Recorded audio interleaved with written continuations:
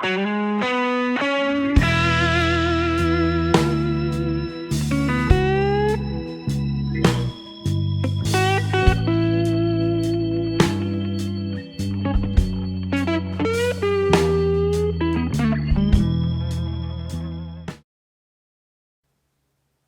guys, we're back in the shed and this will be the final part of the Shredder3 build.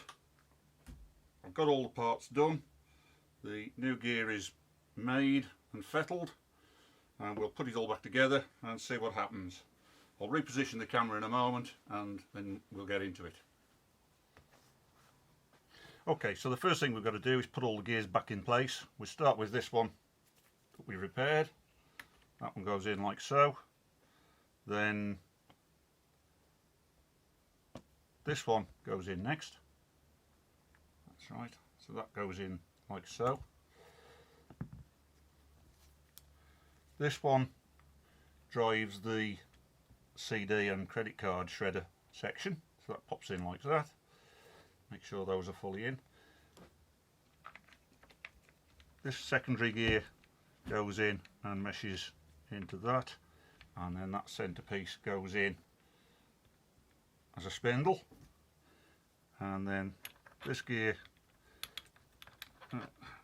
got that back to front, spindle in afterwards. That gear goes on there, that one meshes with that,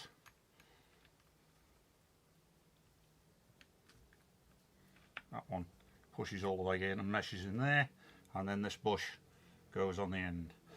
I had to review the video footage of when I pulled the gearbox apart to establish exactly what order the gears went back in. We've cleaned all the debris out, we've still got some grease and lubricant in there, so now the case can go back on. Hopefully, yep, that's it.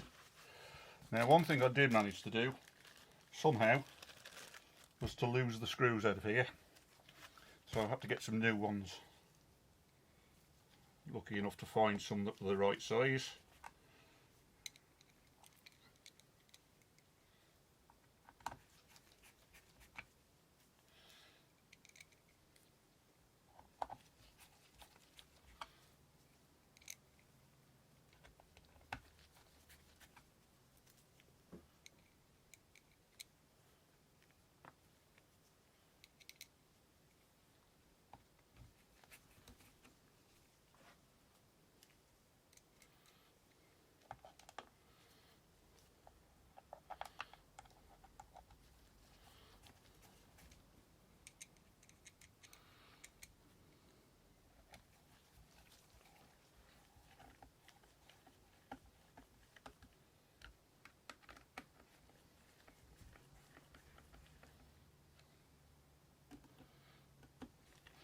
And once again we tighten them up in a diametrically opposite pattern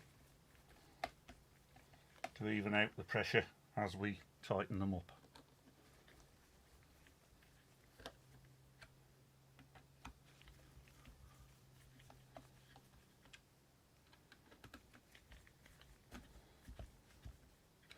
That's it, that's then all tightened up. So we'll take it off that block and I think we'll plug it in and see what goes bang.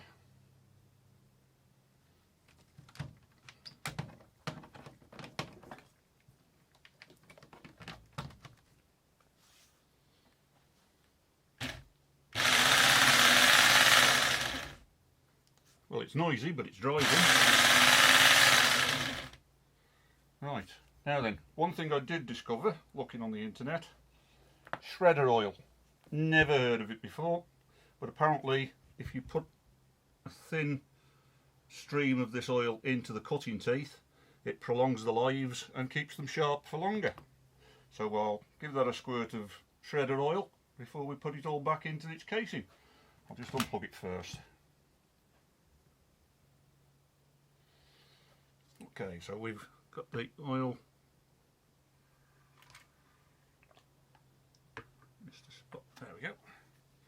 Doesn't need a lot apparently, so that bottle should last quite a while. They reckon apparently you should oil them every second emptying of the bin.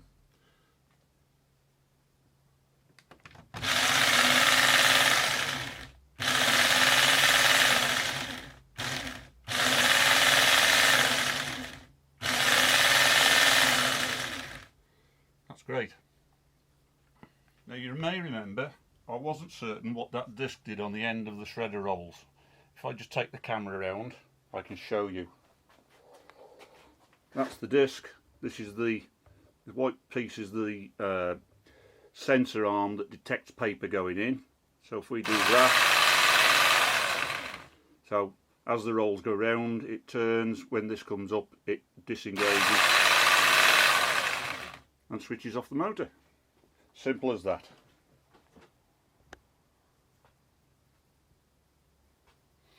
Right, so there's the bottom half of the casing.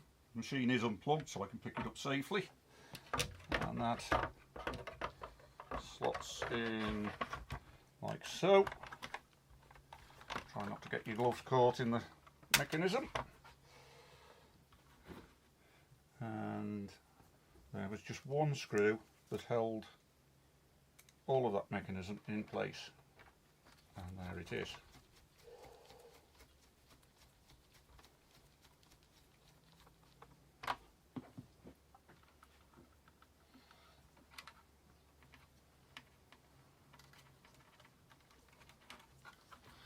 These wires were tucked into that bracket. Take the cable tie off that switch. Take that bit of hot glue off that switch. If I turn it like that, you might just see where that goes.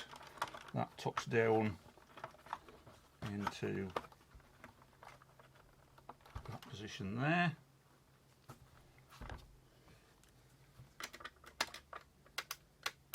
Yep, that's fine. These wires all come round the front, tucked in.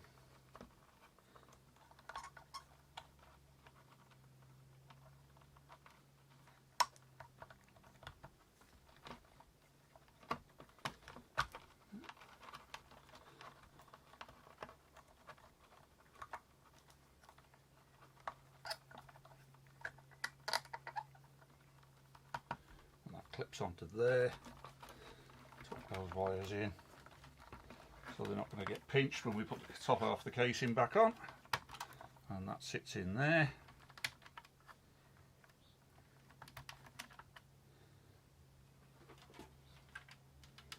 And then the top half of the casing can go back on, like so. Flipping over.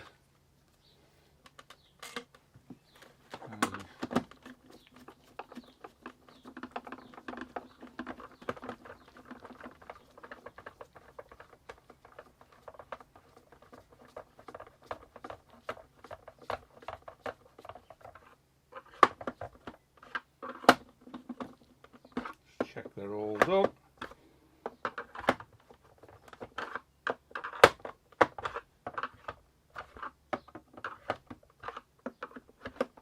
Yep, that's all good.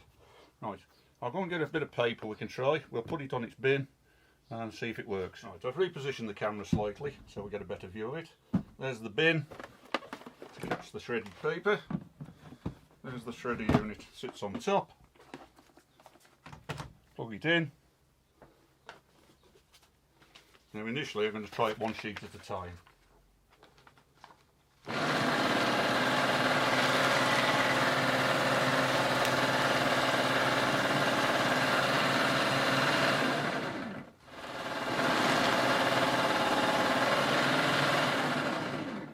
I'm going to call that a success. I hope you found this little series interesting, and maybe if you have one of these that's playing up, you could have a go yourself. See you next time.